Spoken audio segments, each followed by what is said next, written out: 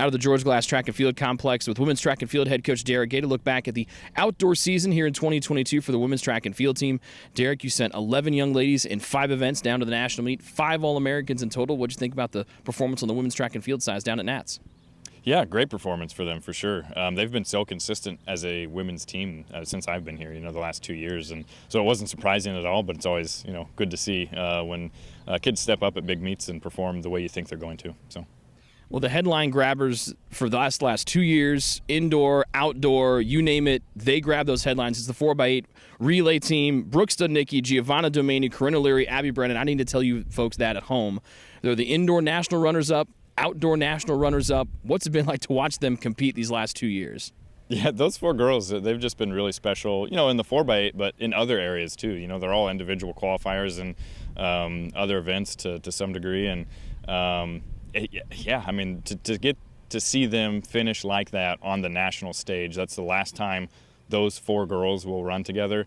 It was special for sure, just to be able to watch that and to be able to, share that moment and with them just a little bit. So they broke the school record again. They're the first group of 4 to ever break the 9-minute mark. There's some real cool photos of them being pretty emotional at the end of the race. For those of us novices out there, what does it mean to break that 9-minute mark for the 4x8 relay team?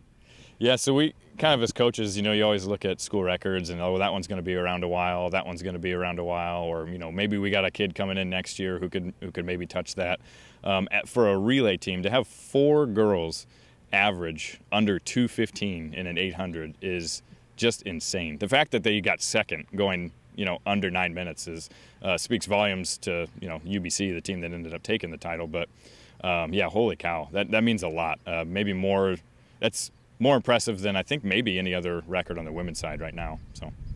So some big shoes to fill since only one of those young ladies come back, right? Yeah. In Brooke Studnicki. Oh, definitely. Brooke's coming back. We've got a young group on the ladies' side, but those are going to be very big shoes to fill. So, another big event that's become one of your strongest events, I think, is the steeplechase. You have 3 women in the finals. Anna Vanderwall, back-to-back All-American, finishes in 7th place.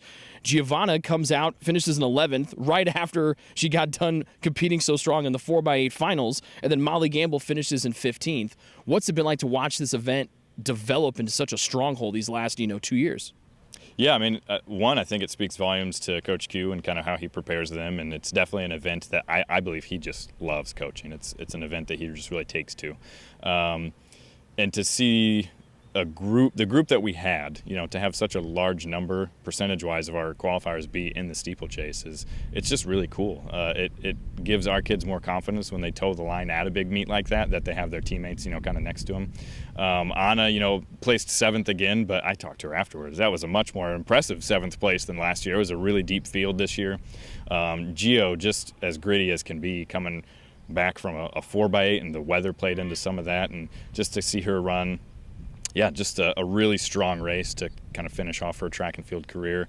And then Molly, that was a good final for her given the circumstances. Wasn't really even expecting to run that day, and an appeal came through, and we kind of found out last minute that she'd made finals. So, just very happy with the whole group.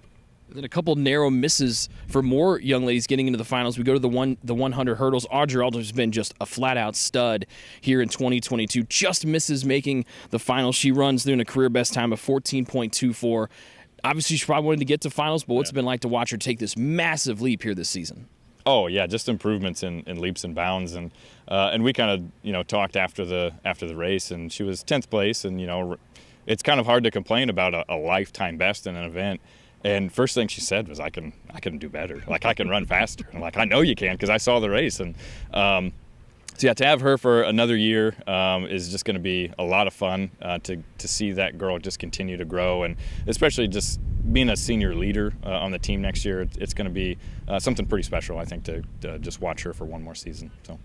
The last 2 narrow misses, we just talked about them in the 4x800 meter relay. In the 800, Abby and Brooke, their second event of the day in prelims after doing the 4x8 prelims. Abby finishes in 9th, Brooke in 10th, just inches apart. They just narrowly missed out making on the finals, but those 2 have been so dominant in the 4x8 and then, just the regular 800 meters when you just run by yourself.